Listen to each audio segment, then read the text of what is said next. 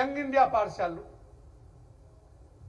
ఒక్కొక్క పాఠశాలలో అన్ని సౌకర్యాలతో బడుగు బలహీన వర్గాలు ప్రజలు చెల్లెమ్మ చెబుతుంది 54 పాఠశాలని, 58 పాఠశాలలు, మొత్తం 58 పాఠశాలలు ఈరోజు 11,000 కోట్ల రూపాయలు కేటాయించాం. యంగ్ ఇండియా మీ హయాంలో ఏం చేశారు? మిమ్మల్ని ఏ తెలంగాణ ఉద్యమం అయితే తీసుకొని మాట్లాడారు, ఏ తెలంగాణ ఉద్యమం ద్వారా కేసీఆర్ గారు కేటీఆర్ గారు వాళ్ళ వ్యాపారాన్ని విస్తరించుకున్నారు, ఏ తెలంగాణ ఉద్యమం ద్వారా కేటీఆర్ గారు అమెరికాలో ఉండి తెలంగాణ రాష్ట్రానికి వచ్చాడు, ఏ తెలంగాణ ఉద్యమం ద్వారా ఈరోజు వాళ్ళకు లక్షల కోట్ల రూపాయలు సంపాదించుకున్నారు, ఆ తెలంగాణ ఉద్యమకారులను నిట్ట నిలువున మోసం చేసిన చరిత్ర కదా మీది. మీ హయాంలో ఏ రంగాన్ని అభివృద్ధి చేశారు, ఏ వర్గాన్ని మోసం చేయలేదు. ఈరోజు మేము పెట్టిన బడ్జెట్లో ప్రతి వర్గానికి న్యాయం చేకూర్చే విధంగా, ప్రతి వర్గం లబ్ధి చేకూరే విధంగా, సమానంగా అన్ని వర్గాలకు సమానత్వంతో ఈరోజు బడ్జెట్ కేటాయింపులు జరిగినాయి. అది ఈరోజు భారతదేశంలోనే తెలంగాణ రాష్ట్రం ఆదర్శంగా ఉండబోతుంది.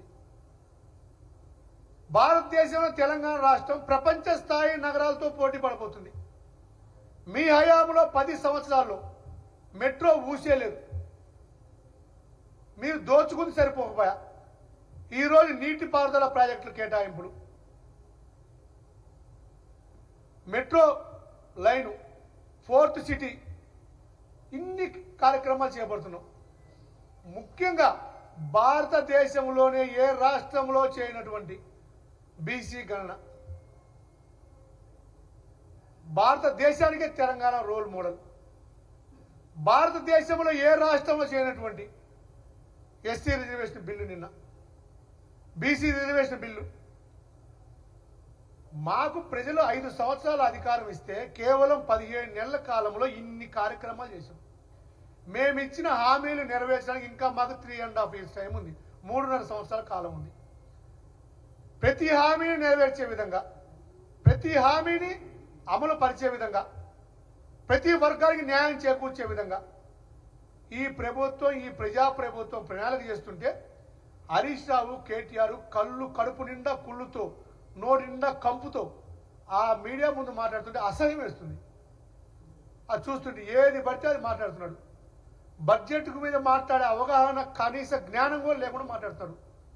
ఇదే బడ్జెట్ ప్రవేశపెట్టాడు గతంలో హరీష్ రావు గారు.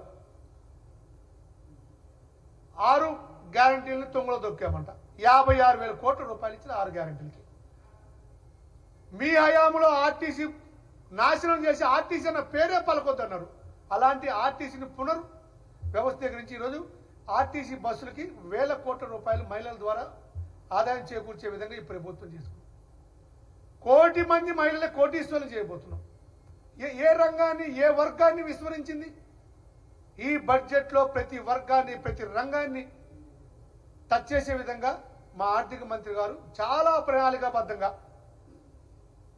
మీరు ఒకటే అనుకున్నారు, ఈ రాష్ట్రం అప్పులు కుప్పగా అయింది, వీళ్ళు పరిపాలించలేరు, వీళ్ళతో చేత కాదు వీళ్ళకి అని మీరు మురిసిపోయారు. వచ్చినప్పటి నుంచి డైవర్షన్ పాలిటిక్స్ చేసి ఎప్పుడు ప్రభుత్వాన్ని కూలగొడదామా, ఎప్పుడు నోరు తెరిచినప్పటి నుంచి నిందలేసుకుంటూ, నోరు తెరిచినప్పటి నుంచి తిట్టుకుంటూ, ఆ తిట్లయితే మీ నాయన తిట్లయితే ఇనలే చచ్చే మొన్నదాకా. ఇంకా మొన్నదాకా మా వాళ్ళందరూ కౌంటర్ ఇచ్చారు, దాని మీద మాట్లాడలేం, ఆ బూతులు మనం మాట్లాడలేం. తెలంగాణ యాసకి, భాషకి కొత్త అర్థాన్ని చెప్పి దరిద్రమైన భాషను ప్రవేశపెట్టిన చరిత్ర మీ నాయనదే. సిగ్గు లేకుండా మాట్లాడతారు హరీష్ రావు కేటీఆర్ గారు. నిన్న గజ్వేల్లో మీ క్యాంప్ ఆఫీస్ తాళం వేస్తున్నారు స్థానిక ప్రజలు. భవిష్యత్తులో ప్రజలందరూ తిరగబడి మీరు ఎక్కడ సమావేశాలు పెడితే అక్కడ వచ్చి చెప్పులతో కొట్టే పరిస్థితి వస్తుంది. అలాంటి పరిస్థితి రాకుండా చూసుకోండి. మాట్లాడేటప్పుడు ఒళ్ళు దగ్గర పెట్టుకొని మాట్లాడాలి. ఇంత ప్రజారంజకమైన బడ్జెట్ ప్రవేశపెడితే హర్షించాల్సింది పోగొట్టి, ఏదో ఏ రంగానికి అయితే ఈ రంగాన్ని కేటాయించమని సలహాలు ఇవ్వాల్సింది పోగొట్టి అవాకులు చెవాకులు